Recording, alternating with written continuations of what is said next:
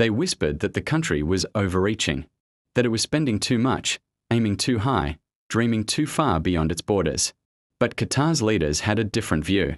They believed that a nation could shape its destiny not by fear, but by daring.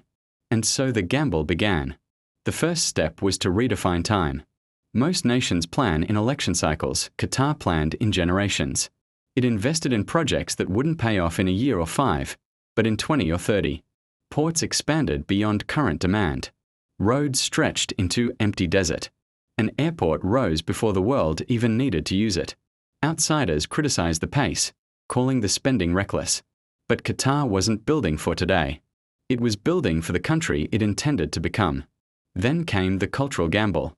Rather than isolate itself, Qatar opened its doors to the world.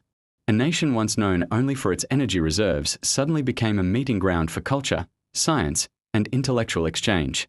And while skeptics wondered why such a small country cared about knowledge and culture, Qatar quietly understood that influence begins with ideas. The financial gamble was next. Instead of keeping its wealth locked at home, Qatar invested abroad: real estate in London, companies in Europe, technologies in America, agriculture in Africa. The strategy was simple: make the world dependent not on its size, but on its participation. And it worked. Boardrooms in distant capitals suddenly had Qatar as a stakeholder. The country could no longer be ignored. But the boldest gamble was the global one.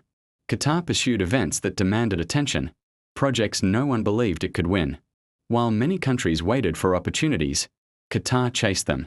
And when the world doubted, it doubled down. It didn't ask whether it was too small. It asked whether it was too early. The difference was everything. The payoff came slowly, then all at once. A country once dismissed as a minor player now held influence in finance, culture, diplomacy, media, and sports. The world arrived in Doha, not out of curiosity, but out of necessity. Conferences, negotiations, exhibitions, and summits filled the calendar. And when Qatar stood on the global stage hosting the World Cup, the gamble was no longer a gamble. It was a result. History often remembers victories won by armies and borders drawn with force. But some victories are quieter. They are won by patience, by vision, and by leaders willing to bet on long horizons. Qatar proved that greatness isn't always achieved by expanding territory. Sometimes it is achieved by expanding relevance.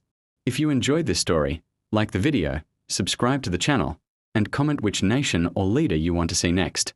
The world is full of hidden gambles, and we are here to uncover the ones that paid off.